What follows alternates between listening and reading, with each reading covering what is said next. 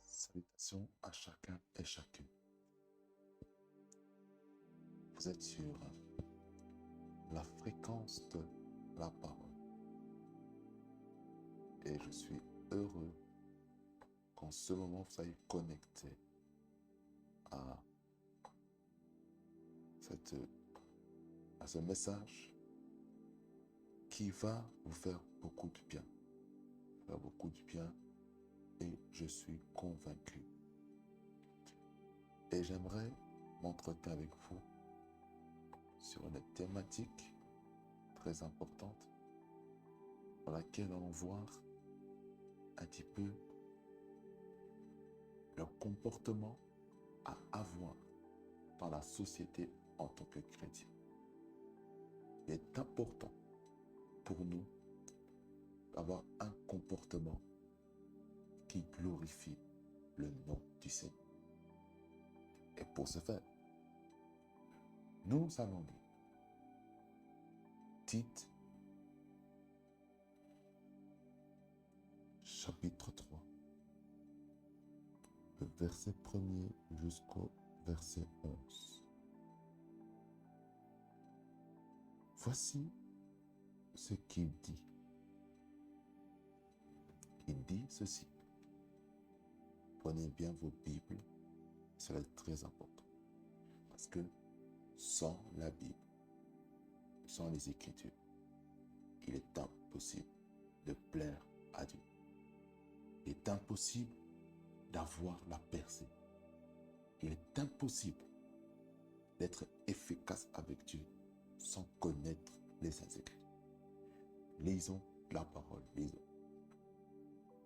Rappelle-leur d'être soumis aux magistrats et aux autorités, d'obéir, d'être prêt à toute bonne œuvre, de ne médire de personne, d'être pacifique, modéré, plein de douceur envers tous les hommes.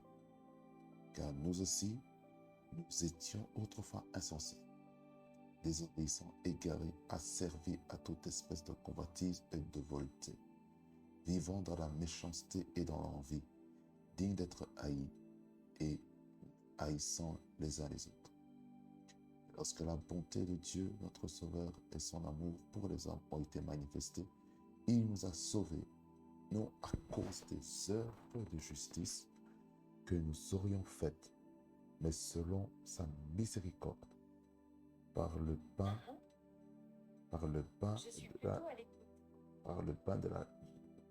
de la génération,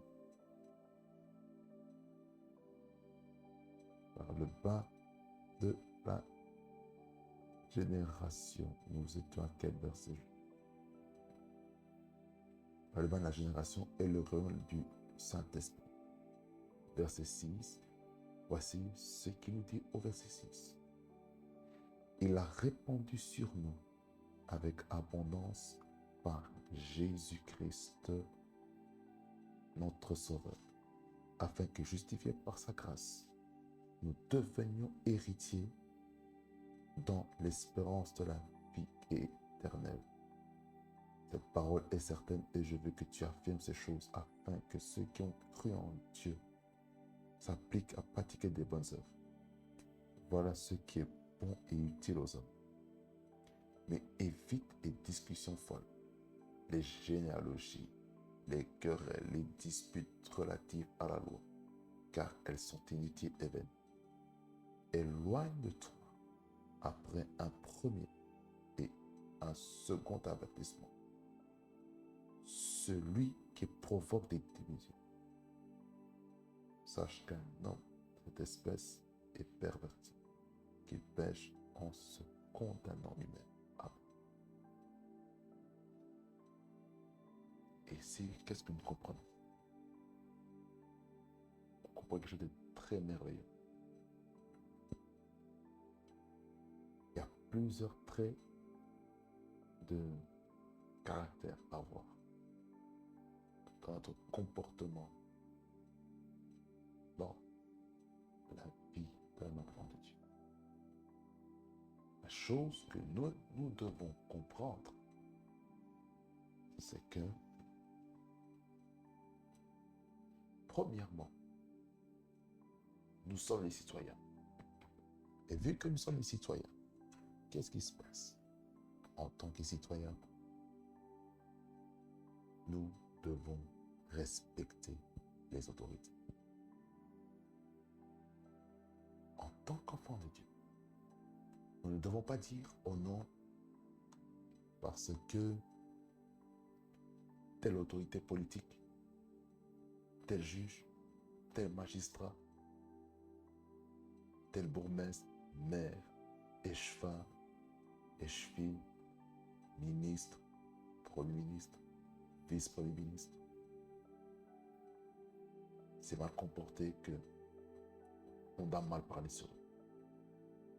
Non. Nous devons bien parler à leur insu. Comment pourrons-nous gagner le monde si nous, on se comporte de la même manière qu'eux? Nous devons nous comporter avec un effet inverse par rapport aux autres personnes. Ça veut dire par là, nous ne sommes pas appelés en tant qu'enfants de Dieu à avoir des divisions qui n'en vaut pas la peine.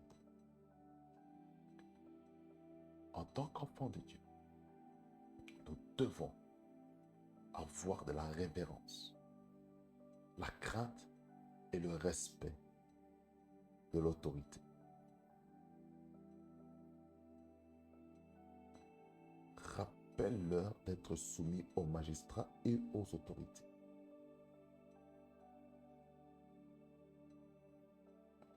Il est important qu'on se souvienne qu'en tant qu'enfant de Dieu, nous devons respecter l'autorité mise en place. Si on ne respecte pas l'autorité mise en place, à quoi sommes-nous différents des païens, des non-chrétiens, ceux qui aiment parler contre l'autorité? En fait, on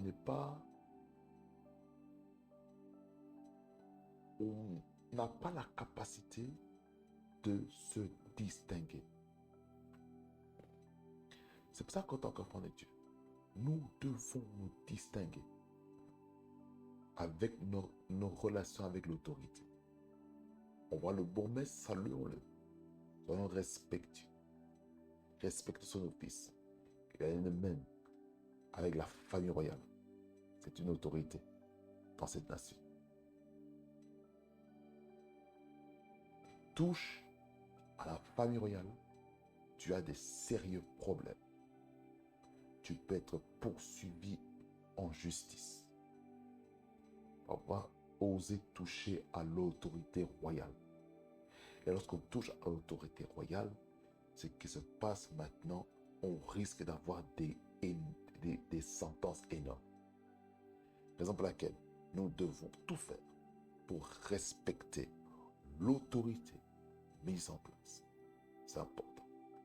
Rappelle-leur d'être soumis aux magistrats et aux autorités, d'obéir, d'être prêt à toute bonne œuvre. En fait, envers l'autorité qui est mise en place, nous devons leur faire du bien. Faisons du bien.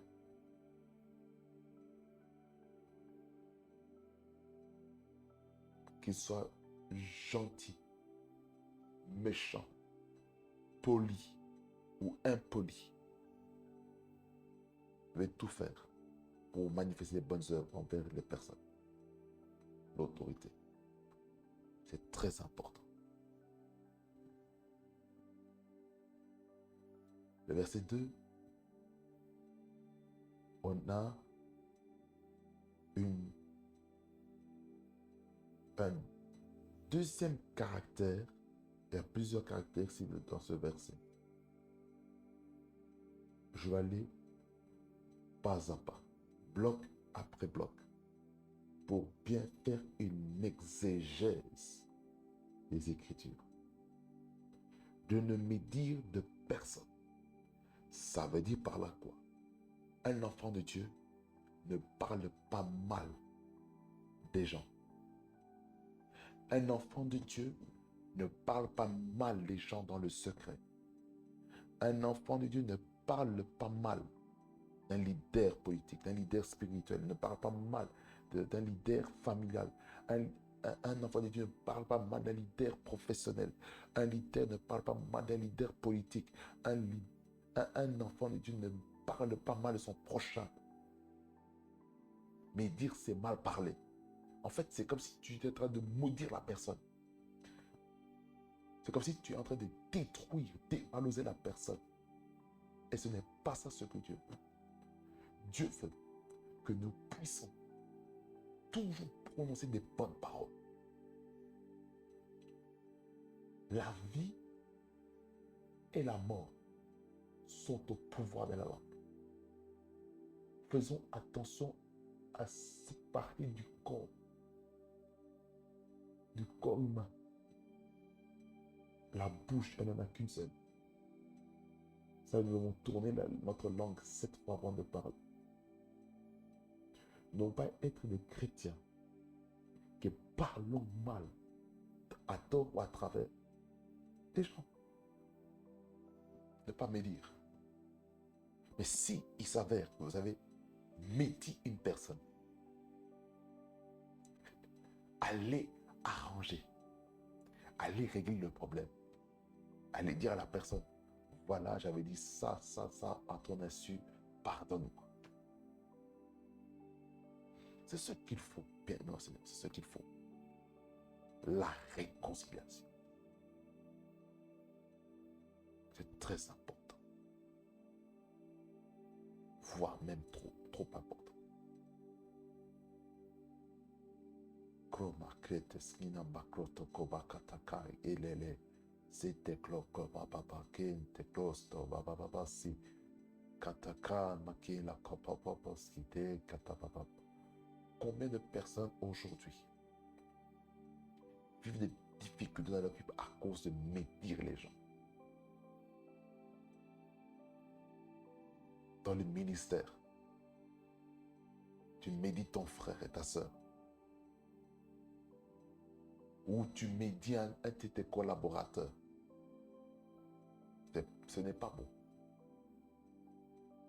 Nous ne sommes pas appelés à médire, mais nous sommes appelés à bénir. Nous sommes là pour bien parler des gens. Et c'est ça notre but en tant qu'enfant de Dieu. De ne médire de personne. C'est-à-dire, n'aie pas des mauvais ressentiments vis-à-vis des gens.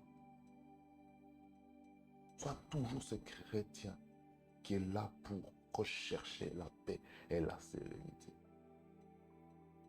Cela est très important, bien évidemment. Troisième caractéristique d'être pacifique. Ça veut dire que le comportement que nous devons avoir dans la société en tant que chrétien, c'est être des hommes et des femmes de paix. La paix est aussi un fruit de l'esprit.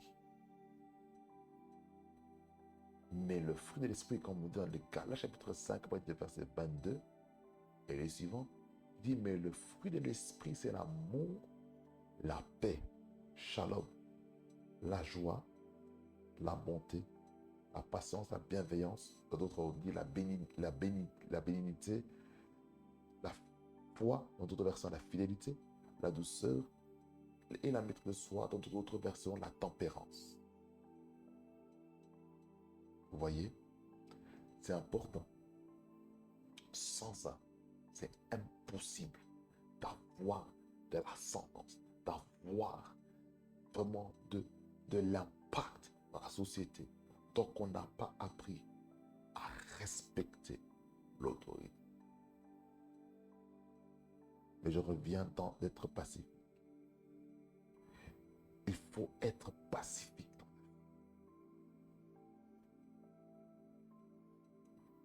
Ça veut dire que lorsqu'on est pacifique, en fait, on a la capacité de clôturer les problèmes à l'amiable. Ça veut dire qu'il n'y a pas de problème. Même s'il y a un problème, mais on fait tout dans la paix. Il y a un problème, soyons pacifiques. Même si on te réprimande, mais pars dans la paix. Et lorsque tu n'as pas dans la paix, qu'est-ce qui va se passer? Ces personnes vont être chamboulées. Pourquoi ils vont être chamboulées? Parce que ils auront compris qu'il y a quelque chose qui se passe.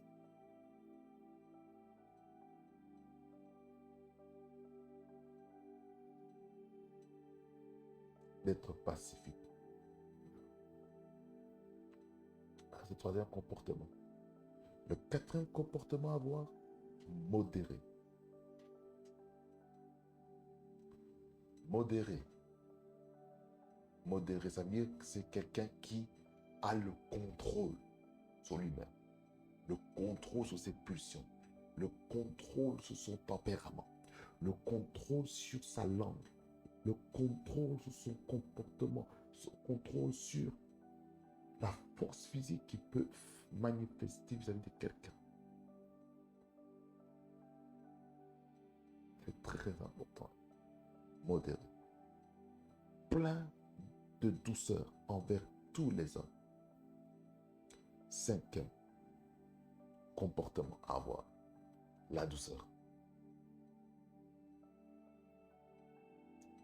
La douceur, c'est ce que Jésus-Christ est venu nous montrer lorsqu'on lit les évangiles. La douceur, par exemple, ceux qui regardent le film de Jésus, on voit la douceur. Quand vous regardez la passion du Christ, lorsqu'il parle aux autres, il parle avec la douceur. Il n'a jamais menacé l'autorité, à part lorsque le temple au niveau de Jérusalem avait été, comment je veux dire,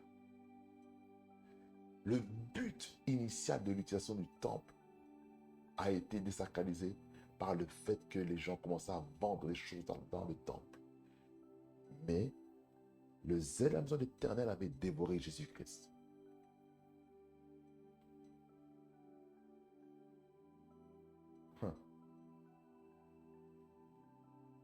La Bible dit dans les psaumes que le zèle de la maison de l'Éternel me dévore et les moqueries des méchants sont tombées sur moi.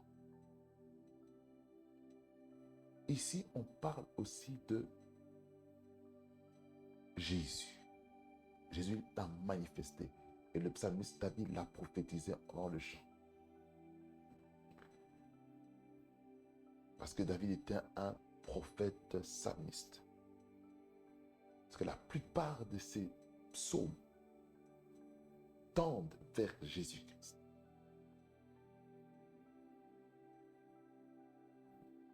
C'est important. Cinquième, c'est la douceur envers tous les hommes. La douceur ouvre des portes pour avoir des bonnes relations. Il est vrai, il y a certaines personnes qui vont profiter de la douceur. Certains vont croire que cette douceur est un signe de faiblesse. Attention, la douceur n'est pas un signe de faiblesse, mais la douceur est un signe de force dans laquelle on a la capacité de contrôler ce qu'il y a à l'intérieur de soi. Cela est important. Et puis au verset 3, on voit ici qu'est-ce qui s'est passé dans la vie de l'apôtre Paul qui envoie à son fils spirituel Tite. Lorsqu'on lit dans le chapitre 1er, on voit que l'apôtre Paul a laissé son fils spirituel Tite, dans le verset 5, qui dit « Je t'ai laissé à Crète, afin que tu mettes en ordre ce qui reste à régler et que selon mes instructions, tu établisses des anciens dans chaque ville. » Là je parle maintenant, ici c'est l'organisation ecclésiastique.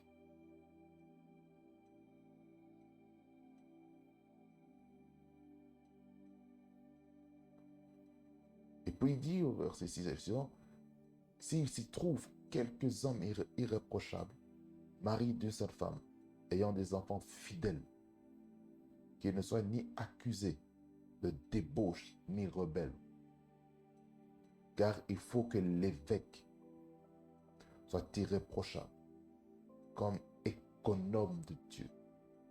Quand on dit économe de Dieu, en anglais on parle steward, on parle manager of gestionnaire des ressources de Dieu, qui ne soit ni arrogant, ni colérique, ni adonné au vin, ni violent, ni porté à un gars honteux, mais que soit hospitalier, ami de gens de bien, modéré, juste, saint, tempérant, attaché à la vraie parole, à sa doctrine, telle qu'elle a été enseignée, afin d'être capable d'exhorter selon la saine doctrine et de refuter les contradicteurs. Il y a en effet surtout parmi les circoncis beaucoup de gens rebelles, de vains discoureurs et de séducteurs, auxquels il faut fermer la bouche. Ils bouleversent des familles entières, enseignant pour un gars honteux ce qu'on ne doit pas enseigner.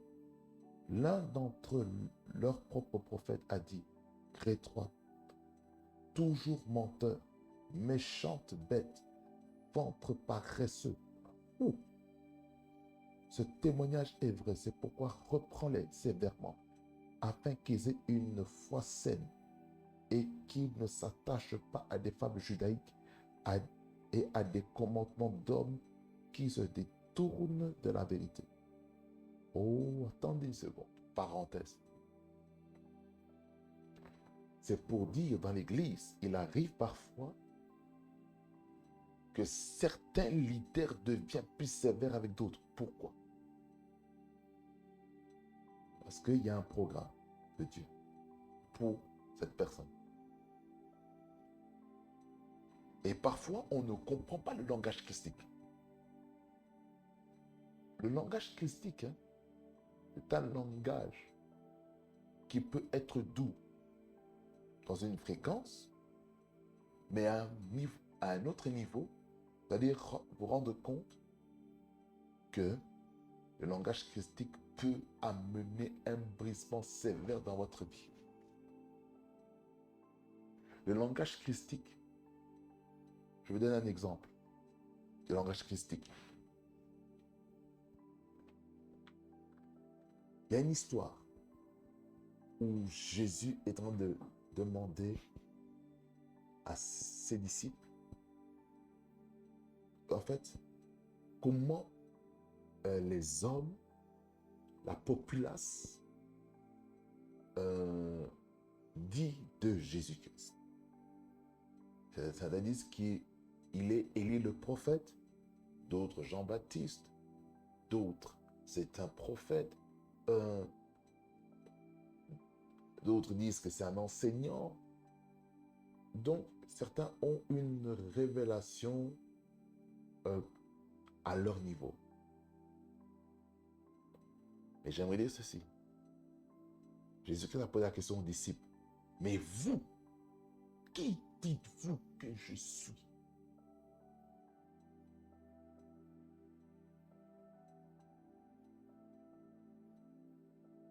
Qui dites-vous que je suis? Alors Simon-Pierre a dit, tu es le Christ. Voici le langage christique maintenant, par rapport à Simon-Pierre. Il dit comme ça que la chair et le sang ne t'ont pas révélé ces choses. C'est-à-dire que Jésus-Christ, notre Sauveur, notre Rédempteur, a commencé à commander. Enfin, quand je dis commander, ça veut dire qu'il a bien parlé sur Simon-Pierre. Et c'est sur Simon-Pierre qu'il a remis les clés de l'Église. Ça veut dire, en fait, Jésus-Christ est en train de dire que Simon-Pierre deviendra le successeur numéro 1 parmi les apôtres, parmi les disciples qui étaient avec lui. Parce que c'était Simon-Pierre qui a été la première personne à parler le jour de la Pentecôte. Parce qu'il avait les clés. L'apôtre Jean n'avait pas les clés. L'apôtre Jacques n'avait pas les clés. L'apôtre Matthieu n'avait pas les clés. L'apôtre Luc n'avait pas les clés. L'apôtre Nathanaël n'avait pas de clés.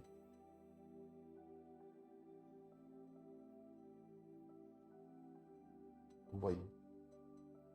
Et seulement Simon-Pierre avait les clés. Mais Jésus-Christ, il dit que son temps est arrivé pour aller mourir. Simon-Pierre, la même personne, a dit qu'il ne plaise à Dieu que tu puisses mourir. Simon, fils de Jonas, qu'est-ce que Jésus-Christ a fait? Il a dit ceci, langage christique. Arrière de moi, Satan. Arrière de moi, Satan, car tu mets en scandale. Hi. Si un leader te dit arrière de moi, Satan, sache, langage christique. Langage christique. Le langage christique, c'est fort. Je vous dis, le langage christique, ça peut vous troubler. Le langage christique peut vous démoraliser. Le langage christique peut vraiment vous faire douter de l'appel de Dieu qui a dans votre vie. Et car la closter, l'église souvenasse. Le langage christique va vous amener dans des épreuves que vous ne vous y attendez pas.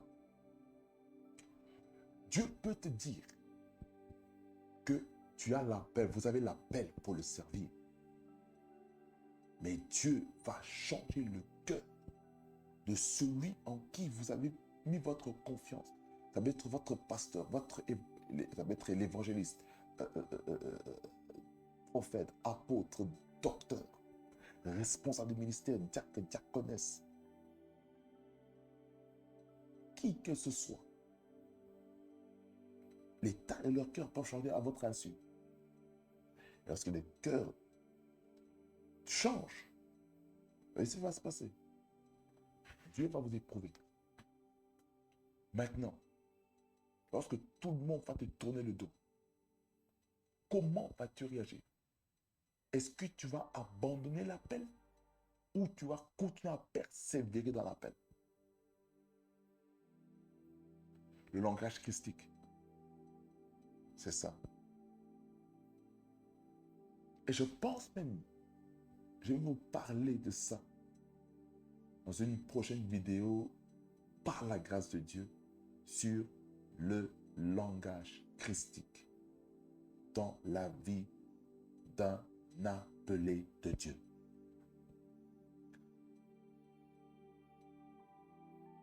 Parce que si vous suivez bien sur cette chaîne YouTube dans laquelle vous vous trouvez, ou sur le compte TikTok, pour ceux qui sont sur TikTok, allez sur psftv.officiel.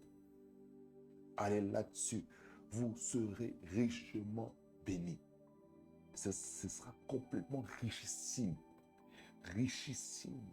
Vraiment ce que Dieu est en train de faire sur, sur, sur TikTok. Vous imaginez pas, bien aimé dans le Seigneur, dans laquelle il y a la puissance de Dieu qui se manifeste, comment les nations sont touchées. Il y a des gens dans les îles, l'évangile est en train d'être répandu. Et pourtant, je ne suis pas dans les îles, je ne suis pas à Saint-Louis, je ne suis pas à l'île Maurice, je ne suis pas à Madagascar, je ne suis pas à Haïti, je ne suis jamais parti au Gabon, je ne suis jamais parti en Côte d'Ivoire, je ne suis jamais parti aux États-Unis, au Canada. Je ne suis jamais parti au Congo-Brazza, jamais parti au Congo-Kinshasa. Mais l'évangile se répand dans ces nations. Certains au Cameroun, certains en Nouvelle-Calédonie. Des pays que je ne connais pas. Les îles, les Caraïbes et tout ça. Île La Réunion, île Maurice, tous ces îles. Il y a un impact qui est en train de se faire sur TikTok. Je vous dis bien aimé. Il faut être connecté parce que TikTok est en train de bouger. Et j'aimerais vous dire ceci. Avant la fin de cette année, nous allons atteindre 1000 abonnés. 1000 abonnés. Et ça, c'est une parenthèse pour vous dire, continuez à partager les vidéos sur psftv.officiel ou official. Continuez à partager parce qu'il y a des choses merveilleuses que Dieu a pour vous sur TikTok. Écoutez juste ces courts messages, un condensé entre 15 et 3 minutes. Écoutez le condensé. Vous allez voir comment votre vie va changer. Parce que, quand ma chantre a dit, je n'ai jamais vu un homme qui passe près de la croix et reste le même, car quelque chose va se passer dans son cœur. Ce que nous comprenons bien, mon Seigneur, parce qu'il y a des choses merveilleuses que Dieu est en train de faire. C'était une parenthèse, c'est une pause publicitaire pour vous dire que de vous abonner aussi sur TikTok. Sur TikTok, c'est là où j'ai plus de présence. Sur TikTok. Et maintenant, ma présence est moins visible maintenant sur Instagram. Mais je vais faire mon retour avec les différentes captures vidéo afin que Instagram soit aussi béni par la parole du Seigneur. Alors, nous retournons dans nos moutons sur le comportement à adopter, à avoir dans la société en tant que chrétien. Parce que ça, c'était une bonne parenthèse. Une bonne parenthèse. Ici, au verset 3, quand on vient dans Tite 3, verset 3, on nous parle un petit peu du comportement que l'apôtre Paul avait, ainsi que toutes les autres personnes, qui dit en fait, car nous aussi, nous étions autrefois insensés. Insensés, ça veut dire des personnes qui ne prenaient pas le temps de réfléchir, désobéissants, égarés, ça veut dire qu'ils ne connaissent pas le chemin. Ils croient arriver à la destination, mais ils sont égarés, ils sont perdus. Asservis à toute espèce de convoitise et de volupté. Ça veut dire par là quoi? Ils sont esclaves. Des esclaves, des convoitises, de volupté, c'est-à-dire des vices, des choses sur lesquelles c'est difficile en fait de se détacher. Vivant dans la méchanceté, vous voyez, la méchanceté, ça détruit. Et dans l'envie, digne d'être haï, ça veut dire que la vie de ces personnes, en fait, a mené vraiment les gens à haïr, à se détacher, parce que le comportement n'était pas correct. En nous haïssant les uns les autres. Vous voyez? Ça, le verset 3, sont des comportements qu'un enfant de Dieu ne doit pas avoir dans sa vie.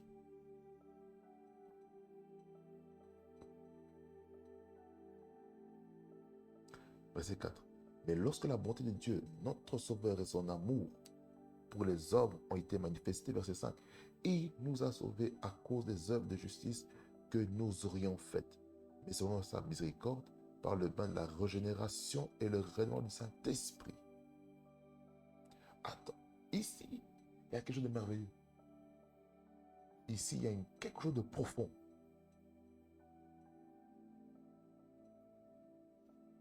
Ici, il est en train de montrer le processus de la transformation. Ça veut dire qu'un enfant de Dieu doit aussi accepter le processus de la transformation de son caractère, son comportement. Parce que ici, l'apôtre Paul est en train de dire que autrefois, le comportement n'était pas correct. Ce n'était pas correct du tout. Mais lorsque la bonté de Dieu, notre Sauveur, et son amour pour les hommes ont été manifestés, ici on parle de Jésus-Christ en fait. Il nous a sauvés, Jésus, sozo. Non à cause des œuvres de justice que nous aurions faites. En fait, le salut, ça n'a rien à voir avec les œuvres qu'on peut faire. C'est pas cette chose qu'on dit, si tu veux entrer au paradis, il faut faire telles œuvres, patati patata.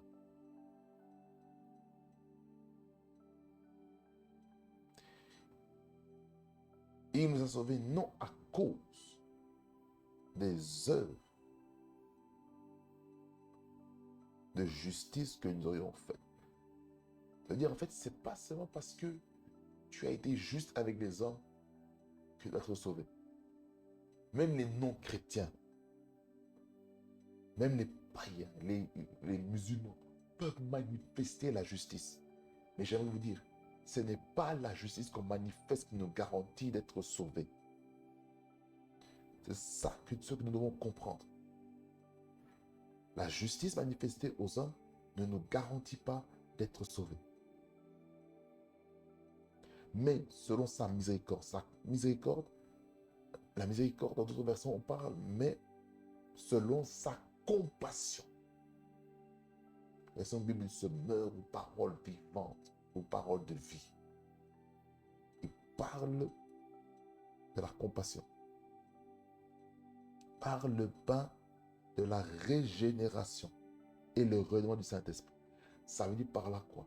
Lorsqu'on est sauvé, notre esprit est régénéré. Notre esprit est régénéré par le Saint-Esprit. Et notre âme aussi entre en processus de transformation.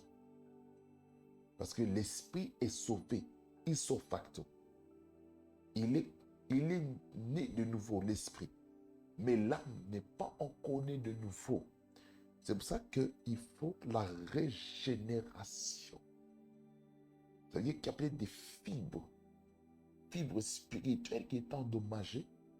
Maintenant, il faut que ces fibres musculaires se régénèrent. C'est-à-dire qu'il faut que la faiblesse là, que la force revienne.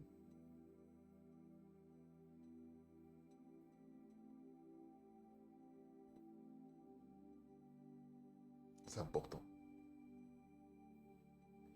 La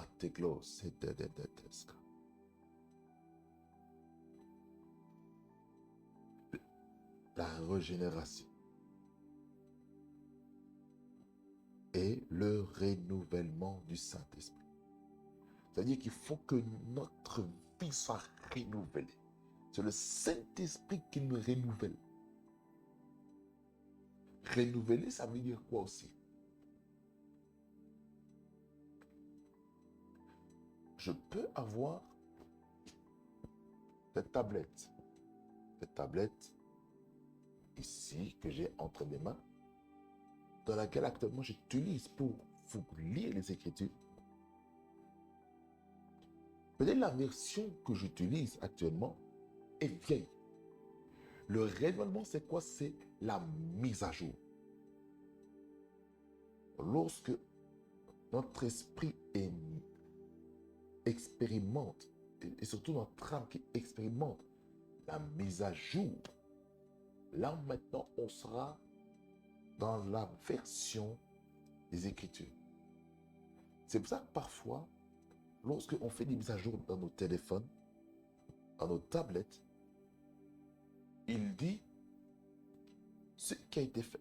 Il dit qu'il y a eu une correction, une amélioration de toute erreur de bug informatique qui a lieu dans les téléphones. Parce qu'il y a une mise à jour. Lorsqu'il y a une mise à jour qui est faite, il est important de comprendre que pour régénérer notre âme et renouveler notre âme, ainsi que notre esprit, nous avons besoin de la parole. C'est la parole ce que nous avons besoin pour vivre longtemps.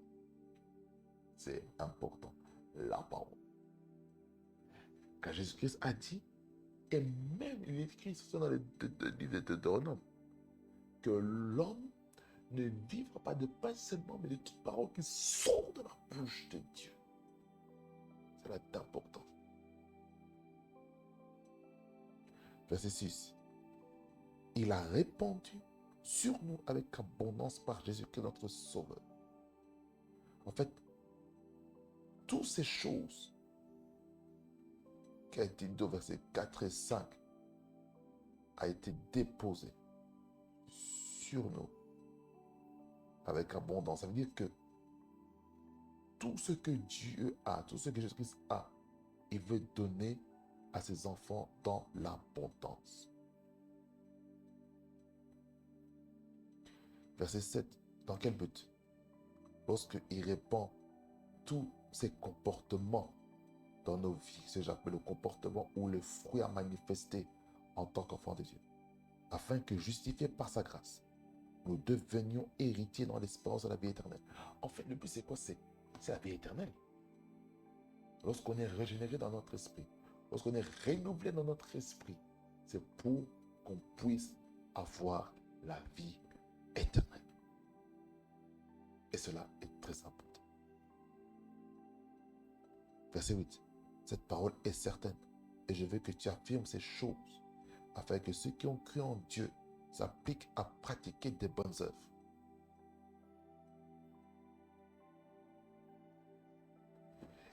Dire que lorsqu'on fait des bonnes œuvres avec Dieu,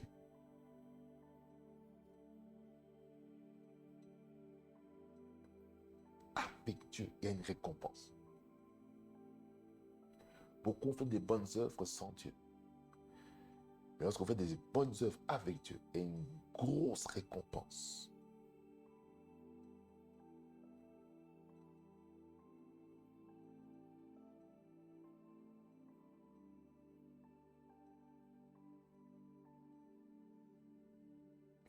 Voilà ce qui est bon et utile aux hommes. C'est-à-dire, c'est ça les choses essentielles. Les choses essentielles en tant qu'enfant de Dieu, c'est de faire du bien aux autres. C'est faire des bonnes œuvres aux autres. C'est ça le plus important. Le verset 9. Encore un autre type de sixième comportement. Mais évite les discours folles.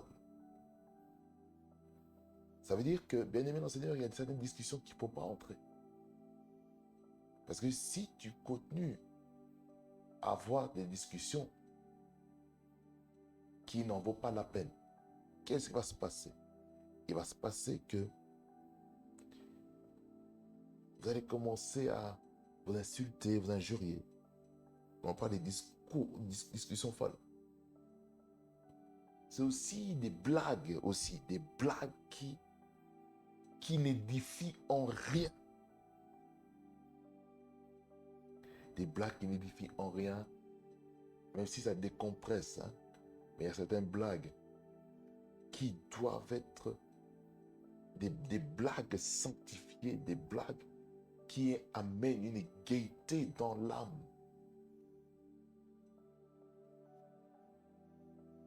Discussions folles. Ce sont des discussions où on n'utilise pas le raisonnement dans notre tête.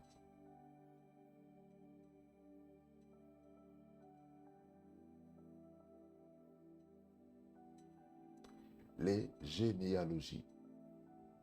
Attendons ici. Les généalogies. A dit c'est Tite, chapitre 3. Sommes au verset 9. Là maintenant, je dois aller dans les termes lexicaux. Généalogie, en grec, c'est généalogia. Définition, une généalogie, enregistrement d'une lignée ou descendance.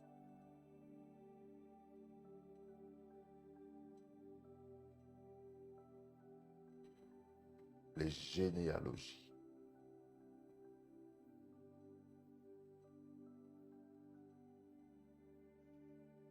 C'est pour dire, faire très attention à ça.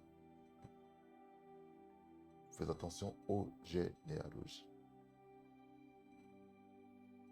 Nous ne sommes pas là pour parler génération antérieure, postérieure, patati patata. Non.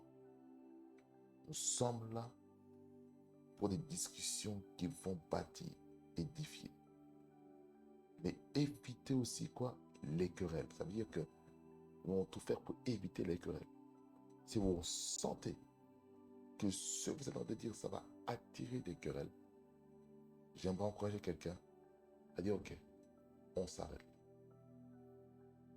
Ça veut dire que vous devez avoir la sagesse et le tact nécessaire pour arrêter les discussions.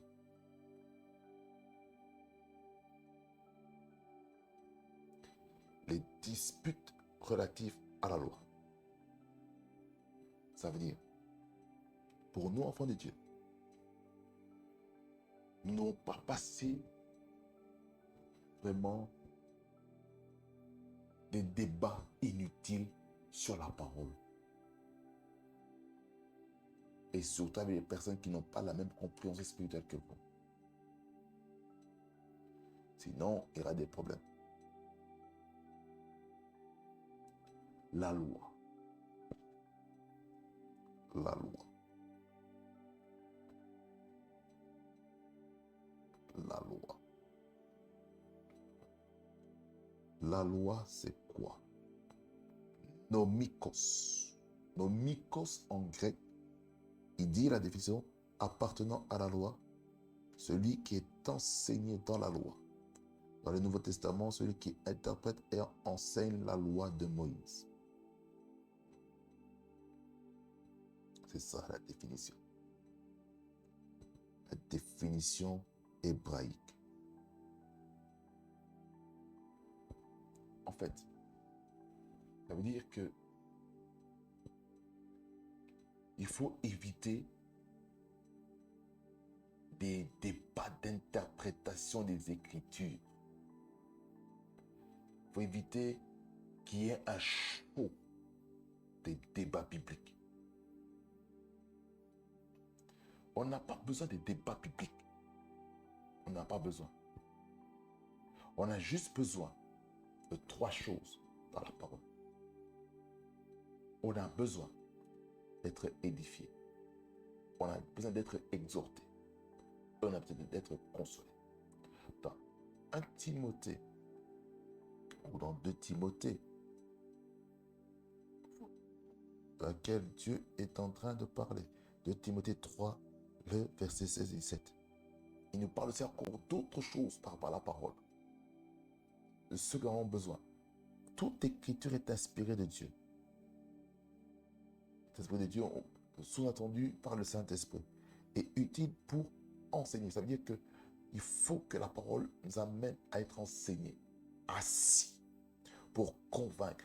C'est-à-dire que lorsqu'on fait des mauvaises choses, on est convaincu d'une chose. Pour corriger. La parole doit nous corriger. La septième chose, il faut que la parole nous instruise à la justice. Ça veut dire nous instruisent à des normes par rapport à la Bible. Ça veut dire qu'il faut que les principes de la Bible soient intégrés en nous, afin que l'homme de Dieu soit accompli et propre à toute bonne œuvre. Ça, c'est important. C'est important. C'est très important. Très important. Très important. Très important. C'est pour ça qu'il est important, d'être vraiment assidu dans la parole.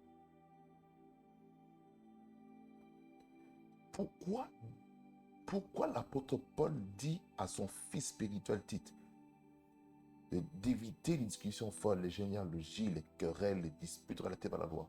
Pourquoi? Car elles sont inutiles et vaines. Vous voyez, ça n'a aucune importance. Ça n'aura pas d'impact, ça n'aura pas de l'ascendance sur nos vies. Comprenez? Verset 10. Un autre comportement à avoir, c'est ceci. Éloigne de toi, après un premier et un second avertissement, celui qui provoque des divisions. Oh! Ça veut dire, toute personne qui essaie de semer la division, et que cela est un système, vous devez l'écarter de tout projet.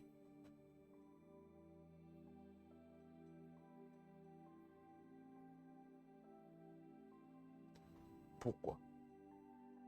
Si vous vous associez avec des personnes qui veulent semer la division, vous risquerez de participer au jugement de cette personne. C'est que Dieu n'aime pas la division entre frères en Christ. Dieu ne veut pas. Dieu ne veut pas. Verset 11, et on clôture ici. Sache qu'un homme de cette espèce est perverti. Et perverti, c'est fort. Et qu'il pêche en se condamnant lui-même. C'est pour dire, lorsqu'on a un bon comportement dans la société, qu'est-ce qui va se passer? Vous savez ce qui va se passer? Il va se passer que les gens vont vous apprécier. Parce que vous allez commencer à dégager quelque chose de particulier qui va déranger beaucoup de personnes.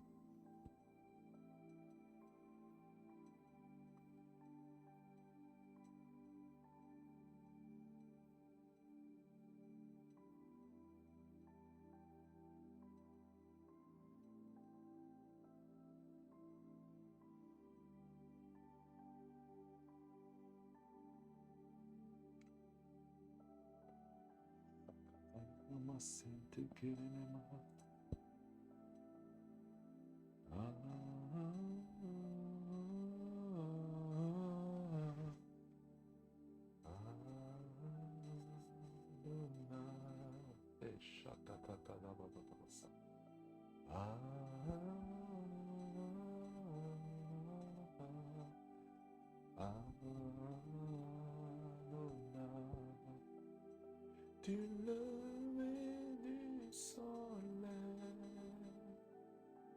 jusqu'à son coucher, que ton nom soit sanctifié. Et chata kalabaskete ababa. Adonai alalabaché.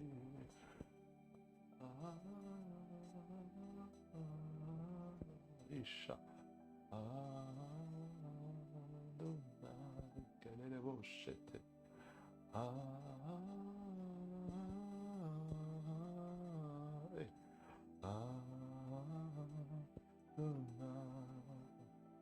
Du lever du soleil jusqu'à son coucher, Que ton nom soit sanctifié. Kata, kapa, pa, pa, pa, pa. Amen.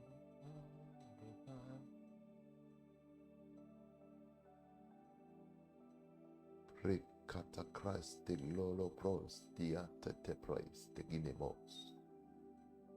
Ligros de glos da capalanes de gieta pacote yata patele capas toca. Les crêtes pros di gieligos de glos ne malanate. Merci pour cette parole. Tu le cœur d'une personne vers son écran. Je prie que tu amènes mon frère, ma soeur, son écran, à comprendre la place, les différents attributs d'un bon comportement pour vivre en société en tant que chrétien. Seigneur, encore d'autres aspects que nous devons comprendre.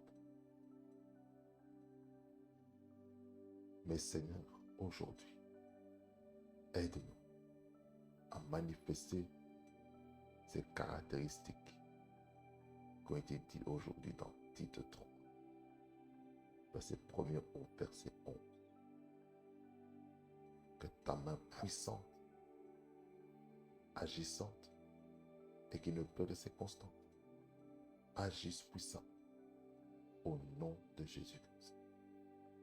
Seigneur, sois loué. Seigneur, sois béni. Toi, l'agneau de la rédemption, le testateur divin, au nom de Jésus-Christ que j'ai ainsi prié. Amen. Amen, amen, amen. Avec la lumière du studio, bien aimé Seigneur, parfois on est un peu ébloui. Mais dans toutes ces choses, nous sommes plus que vainqueurs parce qu'il nous a aimés. Ce n'est pas ça qui va nous m'empêcher de vous parler là parce que vous êtes actuellement. Ce fut un plaisir, bien aimé Seigneur, d'être avec vous. Que le Seigneur vous fasse beaucoup du bien. Et je suis convaincu que vous avez été touché de manière particulière. Alors, ce qu'il reste à faire, c'est de cliquer sur le bouton de s'abonner. Cliquez sur le bouton s'abonner et cliquez sur la cloche de notification afin d'avoir les prochaines vidéos, premières, afin d'avoir une notification par rapport aux directs qui vont être lancés. Alors restez connectés, parce que Dieu a des choses merveilleuses à vous donner. Prophète PSF TV, la fréquence de la du trône de Dieu. Parce que le meilleur est à dans Jésus-Christ. Be blessed.